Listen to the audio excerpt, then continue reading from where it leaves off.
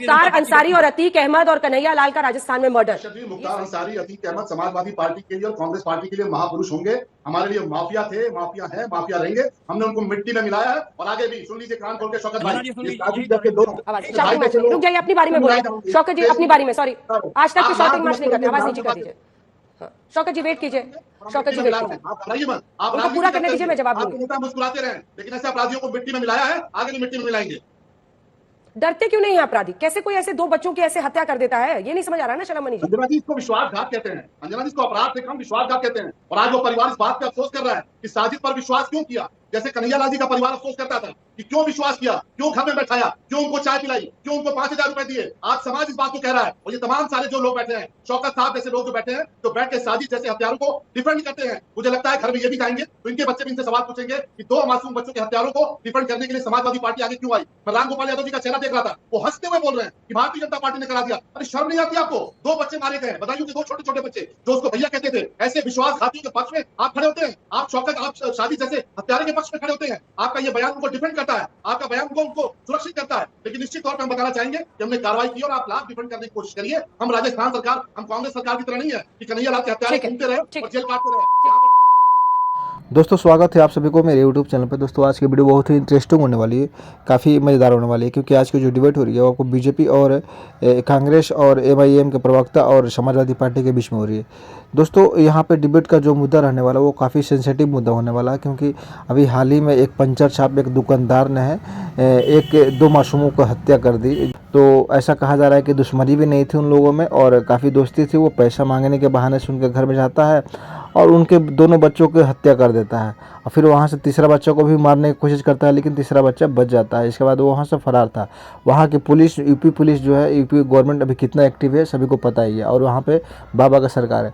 तो उन्होंने इनकाउंटर किया और इसके बाद उसका अंत हो गया। इसके बाद एक भाई उसका और था जो अभी फरार है, उसी को लेकर के डिबेट हो रही है। अब उसको कुछ लोग आ गए हैं डिफेंड करने के लिए कि अगर आपको कोई बुलाता है, आप पर विश्वास करके अपने घर में एंट्री देता है, तो आप उसके साथ विश्वासघात कर करके उसको बच्चों को मार रहे हो। तो ये काफ़ी कुछ पैटर्न निकल के क्लियर आता है कि अभी जो देश में माहौल चल रहा है, जिस तरीके से टारगेट कर करके और मारा जा रहा है हिंदुओं को, तो वो काफ़ी कुछ क्लियर हो रहा है कि तो देखिए डिबेट काफ़ी कमाल का होने वाला है दोस्तों। तो आप लोगों से अनुरोध है कि आप लोग वीडियो को अंत तक देखिएगा और डिबेट को समझिएगा।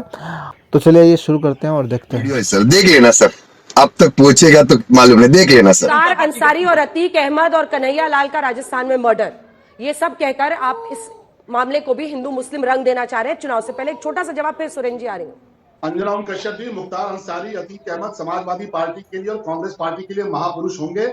हमारे लिए माफिया थे, माफिया है, माफिया रहेंगे। हमने उनको मिट्टी में मिलाया है और आगे भी सुन लीजिए, कान खोल के शौकत भाई, ये साजिद जैसे लोग। रुक जाइए, अपनी बारी में बोलिए। शौकत जी अपनी बारी में, सॉरी, आज तक की शॉटिंग मार्च नहीं करते, आवाज नीचे कर दीजिए। शौकत जी वेट कीजिए, शौकत जी वेट कीजिए, आप पूरा करने दीजिए, मैं जवाब दूंगी। नेता मुस्कुराते रहे, लेकिन ऐसे अपराधियों को मिट्टी में मिलाया है, आगे भी मिट्टी में मिलाएंगे।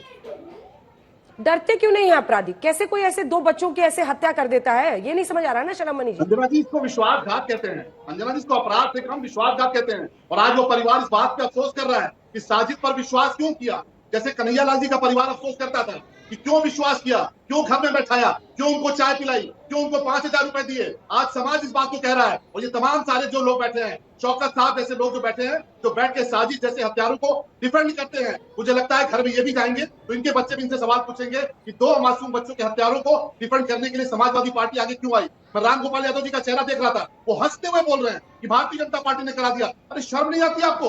दो बच्चे मारे गए, बताइए कि दो छोटे छोटे बच्चे जो उसको भैया कहते थे। ऐसे विश्वासघातियों के पक्ष में आप खड़े होते हैं। आप शौकत, आप शादी जैसे हत्यारे के पक्ष में खड़े होते हैं। आपका ये बयान उनको डिफेंड करता है, आपका बयान उनको सुरक्षित करता है। लेकिन निश्चित तौर पर हम बताना चाहेंगे कि हमने कार्रवाई की और आप लाभ डिफेंड करने की कोशिश करिए। हम राजस्थान सरकार, हम कांग्रेस सरकार की तरह नहीं है कि कन्हैया लाल के हत्यारे घूमते रहे और जेल काटते रहे। यहाँ पर पुलिस ने कार्रवाई की और ऐसी कार्रवाई की है कि बहुत सारे लोग बिलख रहे हैं, बहुत सारे लोगों की छाती तड़प रही है। आगे भी कार्रवाई करेंगे। शौकत जी छोटा सा एकदम जवाब, क्योंकि मुझे अब सुरेंद्र जी के पास जाना है। अंजना आपकी जी, आवाज भारतीय लगातार जनता आ पार्टी रही थी। के हाँ। मित्र ने बहुत साफ तौर पे कहा है हाँ। कि जितने भी मुस्लिम समाज के लोग हैं वो सारे के सारे गलत हैं, किसी को घर मत आने दीजिए। कोई आपके घर में ड्राइवर उसको निकाल दीजिए क्योंकि वो आपके साथ धोखा कर सकता है। कोई मुसलमान आपका जानने वाला तो उससे मित्रता मत करिएगा, वो गलत कर सकता है। शौकत अली भी आपके जानने वाले, वो आपके ये संदेश दे रही है भारतीय जनता पार्टी, ये है ध्रुवीकरण, और सुरेंद्र इस जी। तस्वीर को कोई हटा नहीं सकता। ये मैसेज देना चाहते हैं ये लोग, और सुरेंद्र इसीलिए जी, ध्रुवीकरण कर रहे हैं ये लोग। मैंने कांग्रेस पार्टी के भी तमाम नेताओं की बात डाली है अपनी रिपोर्ट में, और ज्यादातर लोग अपराध कानून व्यवस्था से जोड़कर इस पूरे मामले को देख रहे हैं। आपको नहीं लगता ये बार बार जो समाजवादी पार्टी से ये एंगल सामने रखा जा रहा है हिंदू मुस्लिम वाला, वो बीजेपी को ही फायदा पहुंचाएगा अगर वाकई इस तरह से रणनीति है किसी की तो? हालांकि ये कहना भी प्रिपोस्टरस है, इतना जघन्य अपराध है, 2 बच्चों की इतनी निर्मम हत्या है। अंजना जी, पहले तो हम अपराध के बारे में बात कर ले, राजनीति बाद में बतिया लेंगे। वो कहते हैं ना कि मुनव्वर भाई ने एक जगह पे लिखा था कि एक आंसू भी हुकूमत के लिए खतरा है, तुमने देखा नहीं आंखों का समंदर होना। उस माँ को देखिए, उसकी आंखें तो बेचारी की समंदर हो गई हैं, और भारतीय जनता पार्टी के हमारे मित्र यहाँ पर अपनी छाती ठोक रहे हैं। आपके सामने है कानून व्यवस्था, और आज एक घटना नहीं हुई है अंजना जी, आज 2 घटनाएं हुई हैं। दूसरी घटना प्रयागराज में हुई है, जहां पर एक पूजा नाम की लड़की ने अपने 2 सगे भतीजों की इसी तरीके से बेरहमी से कत्ल कर दिया। दोनों घटनाएं योगी जी के राज में हुई हैं। दोनों घटनाओं में समानता, छोटे छोटे बच्चे हैं। दोनों घटनाएं जो है विश्वासघात के कारण हुई हैं। दोनों घटनाओं में करीबी लोग शामिल हैं। दोनों घटनाओं में से एक आदमी पुलिस की गोली द्वारा मारा जा चुका है, दूसरी जो पूजा नाम की लड़की है वो फरार है, आपके सामने है। और भारतीय जनता पार्टी के लोग यहां पर कानून व्यवस्था पर छाती पीट रहे हैं। मेरी समझ में नहीं आता। अब ये अंजना जी, एक घटना और मैं आपको याद दिला देता हूं, आपकी आंखों में आंसू आ जाएंगे। अभी कुछ दिन पहले कानपुर में 2 बच्चियों ने आत्महत्या करी थी, उनके साथ सीरीज में बलात्कार हो रहा था, ईंट भट्टे की बात है, आपने भी रिपोर्ट की थी। उसके बाद उन्होंने आत्महत्या कर ली, उसके पिताजी ने FIR लिखवाई, उसके पिताजी को उन दबंगों ने इतना प्रताड़ित किया कि उसने भी आत्महत्या कर ली। आपके सामने है, मैं हाथरस की बात, कानपुर की बात, बाराबंकी की, लखीमपुर की, गोंडा की, गोरखपुर की, बुलंदशहर की कुछ नहीं करता, इन जगहों की आप छोड़ दीजिए। लेकिन ये 3 घटनाएं लेटेस्ट है, ये कानून व्यवस्था को बढ़ाने के लिए बहुत, अरे भाड़ में जाए चुनाव, जाने दीजिए चुनाव को। चुनाव के लिए आप हिंदू मुसलमान करेंगे, इस तरीके की हरकत करेंगे, मेरे ख्याल से यह कतई उचित नहीं। उसके बाद आप अपनी छाती पीटेंगे इतनी घटनाएं होने के बाद, और आप कहेंगे कि हमने फलाने को अंत वो लगा दिया, ढिमकाने को लगा दिया। ये मेरे ख्याल से कतई उचित नहीं है। कानून व्यवस्था पर अपनी फेल्योरिटी मानिए, इस्तीफा दीजिए, क्योंकि आपके राज में लोगों को कानून का भय नहीं है। आप, मुझे नहीं पता ये साजिद कोई भाजपा का है, जैसे कन्हैया लाल का हत्यारा, दोनों के 2 कन्हैया लाल के हत्यारे भारतीय जनता पार्टी के मेंबर थे। ये भारतीय जनता पार्टी वाले नहीं बताते कि कन्हैया लाल के हत्यारे भारतीय जनता पार्टी। आखिर ऐसी कौन सी चीज है भारतीय जनता पार्टी में? मैं बहुत साफ कहता हूं, मैं बिल्कुल इसमें नहीं आना चाहता कि कौन कहां का है, लेकिन चूंकि इन्होंने कन्हैया लाल बार बार कहा, इसलिए मैंने उस घटना का वो किया। आप हर चीज को राजनीतिक रंग क्यों देना चाहते? आप हर चीज, हर कानून, अपनी फेल्योरिटी को आप क्या नाम हिंदू मुसलमान के पीछे शिकंडी की तरीके से क्यों छुप जाना चाहते? हर जगह पर, एक जगह पे नहीं, जहां ये लोग फेल होंगे, कभी सेना के पीछे छुप जाएंगे, कभी क्या नाम धर्म के पीछे छुप जाएंगे, कभी भगवान श्री राम के शलभ मणि जी पीछे छुप जवाब जाएंगे, दीजिए। कभी हमारे और आपके पीछे छुप जाएंगे। शलभ मणि क्या जी ये जवाब मजाक है दीजिए। इन लोगों का? ठीक है, शलभ मणि जी जवाब दीजिए। सुरेंद्र जी, फेल्योर इसके बाद मैं आ रही हूँ डीजीपी साहब। हाँ, सुन लीजिए सुरेंद्र जी, फेल्योर तब कहते हैं आपके भीतर जरा भी मर्यादा रही होती तो अशोक गहलोत जी से इस्तीफा मांग लिया होता। जिस प्रकार से कन्हैया लाल जी का कत्ल किया गया, और आपने कुछ नहीं किया। आपने जो हत्यारे थे उनको आपने बड़े आराम से जेल भेज दिया।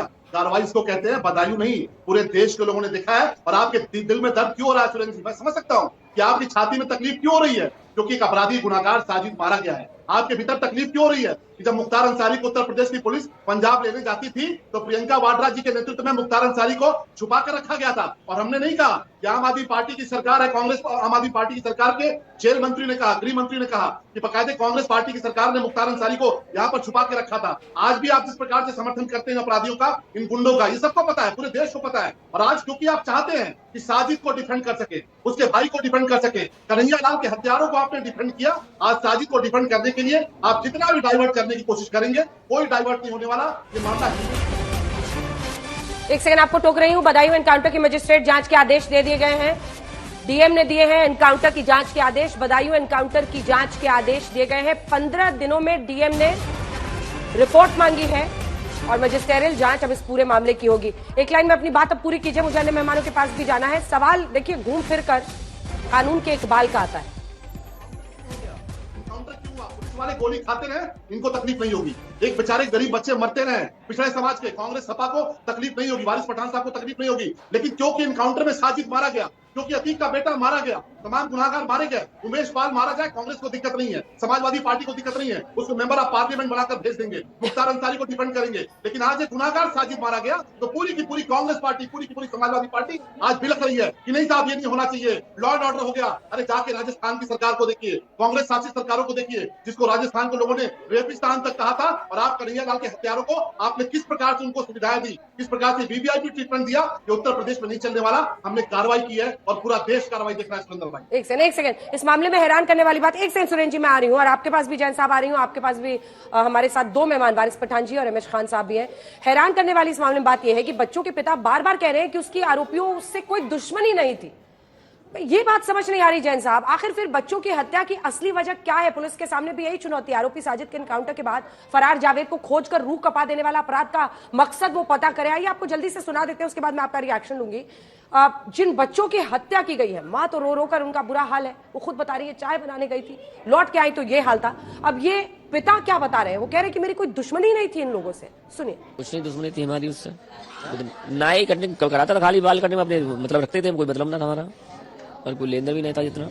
कल आया था खाली जो है कि पैसे दे दो भाभी 5000 रुपए, हमारे लड़के की बच्चे की डिलीवरी होनी है। मैडम एकदम ठीक है, हमने फोन किया, इन्होंने फोन किया हमारे लिए कि 5000 मांग रहे हैं, हमने दे दो कोई बात नहीं, मान लो कल मिल जाएगा तुम्हारे लिए। तो बोले कि ठीक है, वो पैसे लेने आई और बच्चे को ऊपर ले गया बड़े वाले को, और छोटे वाले ने पानी मंगवाया ना क्या मंगवाया, उसको बड़े पहले तो हुई गिरा दिया उस बड़े वाले को, और छोटे को पकड़ लिया उसी ने। दोनों भाई सगे थे, दोनों साथ में थे। ये दोनों है शिकार इस बात के। कोई झगड़ा, कोई रंजिश समझ में? मेरा कभी नहीं हुआ उससे। हम तो अभी 2 साल हुआ है मुझे यहाँ आने, मैं तो पहले रहता था अंदर, तब तो कोई पता ही नहीं था मुझे किसी चीज का। अचानक मतलब कोई सिर्फ इसने तो मदद मांगी थी? हाँ मदद दी मैंने, 5000 दे दिए उसे, बोले भी 5 रुपए दे दिए। तो बच्चा देखा है मरा पड़ा तो भाग गया, भागा तो फिर गेट बंद कर दिया हमारे जिनने बच्चों ने, तो पकड़ा गया यहाँ। इंसाफ अभी तो एक बाकी बच्चा है, मगर इंसाफ जब होगा कि हम उससे ये पता चले कि हमारी रंजिश क्या थी या किसने ये करवाया है काम। उसका अगर इंटरकाउंट हो जाएगा तो पता चलेगा क्या किया हमने, किसने करवाया है, या कोई भाई रंजिश से हमें करवा रहा है कोई, तभी तो पता चलेगा। ऐसे कोई खुलेगा नहीं हमारा जासूस। भाई ऐसे कैसे खुल जाए कि हमारी हमने कोई भी प्रक्रिया चलाई है, ये हमने क्यों ये घटना करवाई है। अगर वो बच्चा है उसमें जो है पूरा सिस्टम बनाया जाएगा उसका, तब उसकी पूछताछ की जाए कि हमारा बच्चा हमने कैसे मारे हैं। बाकी दोनों राजनीतिक मेहमानों के पास में जाऊं उससे पहले मैं जैन साहब आपके पास आना चाहती हूँ। अब तो चैलेंज ये है कि जावेद को जिंदा पकड़ा जाए, साजिद का तो एनकाउंटर में उसकी मौत हो गई, और जावेद से पता चले कि आखिर क्या वजह थी, क्यों ऐसे उसने दोनों बच्चों को मारा। जैन साहब आपका कहना बिल्कुल सही है, मैं भी कल से इसको सोच रहा हूं कि ये मतलब इस घटना की पृष्ठभूमि क्या है। 2 छोटे बच्चों की, जिनको अभी मेरे ख्याल से हिंदू मुस्लिम में भी फर्क नहीं मालूम है, वो सैलून वाले भैया कहते हैं सामने जाके बाल कटवाते हैं, पारिवारिक रिश्ते हैं, घर में आके चाय फरमाइश कर रहा है, इसका मतलब संबंधी होंगे, गुटखा मंगवा रहा है एक बच्चे से, वो गुटखा लेने गया था बाहर उसके लिए, और ऊपर छत पे जाता है और 2 बच्चों की निर्मम हत्या कर देता है। ये बिल्कुल समझ के बाहर है। आपका कहना बिल्कुल सही है, जावेद पकड़ा जाए, सारी बात समझी जानी चाहिए कि किसी ने हत्याएं करवाई हैं या क्यों हत्या की गई है, या किन्होंने इनका इस प्रकार का ब्रेन वॉश किया है। इस मानसिकता को समझने की जरूरत है। छोटे बच्चों की कोई हत्या नहीं करता, 6 साल 11 साल के बच्चे को मार के उनके मन में क्या है ये समझा जाना चाहिए, इसको जो है समझना चाहिए। और मेरा तो ये मानना है कि कम्युनिटी के लोगों को, मुस्लिम कम्युनिटी के लोगों को सामने आकर इसको कंडेम करना चाहिए। इस प्रकार के इंसिडेंट को, किसी भी कम्युनिटी के साथ ऐसा इंसिडेंट हो, जो भी उसके अग्रज हैं, बड़े लोग हैं, समझदार लोग हैं, उनको ऐसे इंसिडेंट को कंडेम करना चाहिए कि ये इस प्रकार की घटना जो है, जो की गई है, शर्मनाक है। वो कम्युनिटीज के अंदर जो है वो अलगाववाद पैदा होगा, इससे बिखराव होगा समाज में, ये बिल्कुल भी उचित नहीं है। छोटे बच्चों की हत्या करना घोर पाप है, और इसका किसने ब्रेन वॉश किया है, किसने इस प्रकार की घटना को अंजाम दिया है, क्या मानसिकता है, कहां पर इस प्रकार की ट्यूटरिंग हुई है, इसको समझने की जरूरत है। दोस्तों आई होप कि आप लोगों ने वीडियो को अंत तक देखा होगा। दोस्तों आप लोगों को ये डिबेट कैसा लगा, आप लोग कमेंट करके अपनी प्रतिक्रिया जरूर दें, और मेरे चैनल में पहली बार आए तो चैनल को आप लोग सब्सक्राइब करें, अपना प्यारा आशीर्वाद जरूर दें।